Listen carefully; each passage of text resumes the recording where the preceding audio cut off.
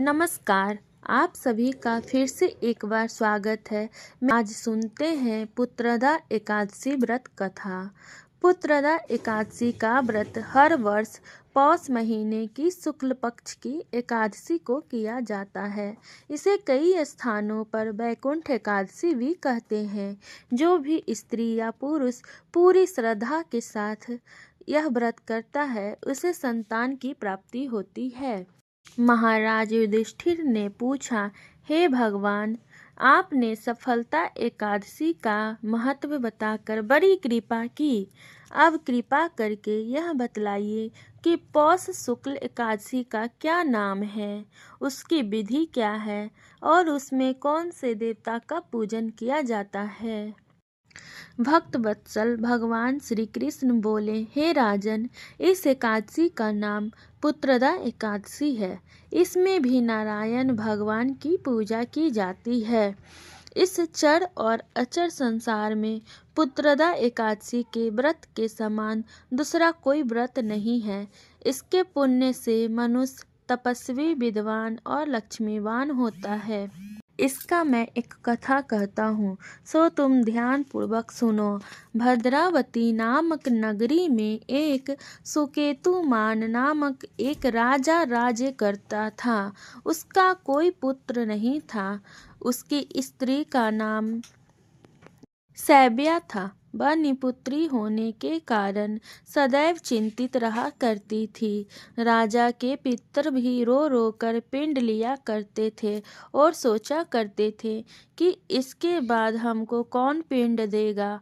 राजा को भाई, बांधव, धन, हाथी, घोड़े, राज और मंत्री, इन सब में से किसी से भी संतोष नहीं होता था। वह सदैव यही विचार करता था कि मेरे मरने के बाद मुझको कौन पिंडदान करेगा। बिना पुत्र के पितरों और देवताओं का ऋण मैं कैसे चुका सकूंगा। जिस घर में पुत्र ना हो उस घर में सदैव अंधेरा ही रहता है। इसलिए पुत्र उत्पत्ति के लिए प्रयत्न करना चाहिए।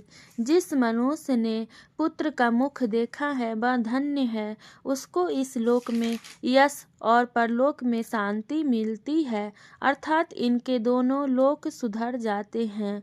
राजा इसी प्रकार रात दिन चिंता में लगा रहता था। एक समय तो राजा अपने शरीर के त्याग देने का निश्चय किया, परंतु आत्मघात को महान पाप समझकर उसने ऐसा नहीं किया। एक दिन राजा ऐसा ही विचार करता हुआ अपने घोड़े पर चढ़कर वन को चल दिया तथा पक्षियों और वृक्षों को देखने लगा। उसने देखा कि वन में मृग, व्याघ्र, सुअर, सिंह, बंदर, सर्प आदि सब भ्रमण कर रहे हैं। हाथी अपने बच्चे और हथिनियों के बीच घूम रहा है। इस वन में कहीं तो गीदड़ अपने कर्कश स्वर में बोल रहे हैं। वन के दृश्यों को देखकर राजा सोच विचार में लग गया। इसी प्रकार आधा दिन बीत गया। वह सोचने लगा कि मैंने कई यज्ञ किए, ब्राह्मणों को स्वादिष्ट भोजन से तृप्त किया, फिर भी मुझको दुख प्राप्त हुआ। क्यों? राजा प्यास के मारे अत्यंत दुखी हो गया और पानी की तलाश में इधर उधर फिरने लगा।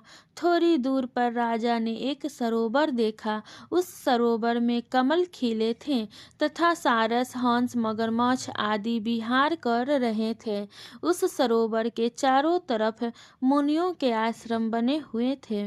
अतः उसी समय राजा के दाहिना आंख फड़कने लगा। राजा शुभ शगुन समझकर घोड़े से उतरकर मुनियों को दंडवत प्रणाम करके बैठ गया। राजा को देखकर मुनियों ने कहा, हे राजन, हम तुमसे अत्यंत प्रसन्न हैं। तुम्हारी क्या इच्छा है सो कहो। राजा ने पूछा, महाराज, आप कौन हैं और किस लिए यहाँ आए हैं, कृपा करके बतलाइए। मुनि कहने लगे कि हे राजन, आज संतान देने वाली पुत्रदा एकादशी है। हम लोग विश्वदेव हैं और इस सरोवर में स्नान करने के लिए आए हैं। यह सुनकर राजा कहने लगा कि महाराज, मेरे भी कोई संतान नहीं है। यदि आप मुझ पर प्रसन्न हैं तो एक पुत्र का वरदान दीजिए। मुनि बोले, हे राजन, आज पुत्रदा एकादशी है, आप अवश्य ही इसका व्रत करें। भगवान की कृपा से अवश्य ही आपके घर में पुत्र होगा। मुनि के वचनों को सुनकर राजा ने उसी दिन एकादशी का व्रत किया और द्वादशी को उसका पारण किया। इसके पश्चात मुनियों को प्रणाम करके महल में वापस आ गया। कुछ समय बीतने के बाद रानी ने गर्भ धारण किया और 9 महीने के पश्चात उनका एक पुत्र हुआ। वह राजकुमार अत्यंत शूरवीर, यशस्वी और प्रजापालक हुआ। श्री कृष्ण बोले, हे राजन, पुत्र की प्राप्ति के लिए पुत्रदा एकादशी का व्रत करना चाहिए। जो मनुष्य इस कथा को पढ़ता या सुनता है उसे अंत में स्वर्ग की प्राप्ति होती है। आप सभी को यह कथा कैसा लगा? अगर आप लोगों को कथा पसंद आया हो तो कमेंट करके बताइएगा। प्लीज़ चैनल को लाइक, सब्सक्राइब और बेल आइकन को प्रेस कर लीजिएगा।